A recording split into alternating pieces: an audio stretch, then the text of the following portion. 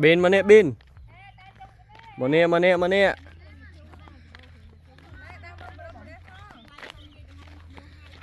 mà nè con mà nè ly hong hao ổn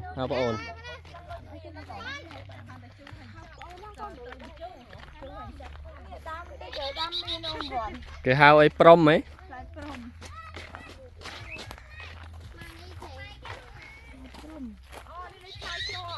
mở đam on nó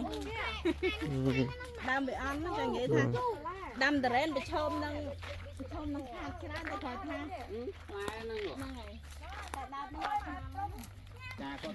chất môi nè cái lại anh mơ khơi nhỉ ទៅតែយ៉ាប់យើងបាំងផ្លូវចូលបន្តិច vâng បើយើងដាក់ខ្លាក់គេចូលមក mấy nhom chi hua nè គេចូលមកគេហូប ចាយកន្លែងដាក់ខ្លាកន្លែងបត់ចូលបានរកឃើញ ហ្នឹងហើយខ្ញុំថាដាក់ខ្លាក់ទៅតាមបានដាក់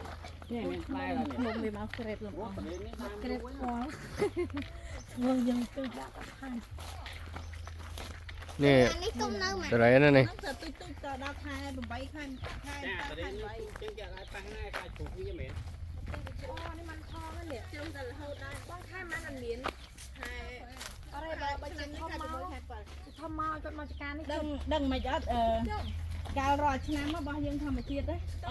ឃើញអត់ចប់ដូចខាងគេប្រើគីមីប្រើថ្នាំបញ្ចប់អីទេមិនចូលច្រើនណាបងដោយសារវាជំរុះផ្លែហើយយើងអត់មានប្រើថ្នាំអីច្រើនអញ្ចឹងសំខាន់គឺយើងបាញ់ទៅតាមតកៅទៅមុខហើយនឹងបាច់ជីអាចចូលហើយជីគោតិចតួចអត់ប្រើសោះដោយសារទឹកភ្លៀងដោយសារវាកំពុលទឹកភ្លៀងជោគជាំហើយនឹងពេលក្តៅមកវាធ្លាក់អាពេលដែលកូនក្តៅហើយមេវាភ្លៀងមកហ្នឹងហើយដល់ពេលចឹងវាប្រឹងហ្នឹងហើយវាជំរុះនិយាយទៅវាជំរុះ របៀបដូចស្វាយយើងបាញ់កាន់ខ្លា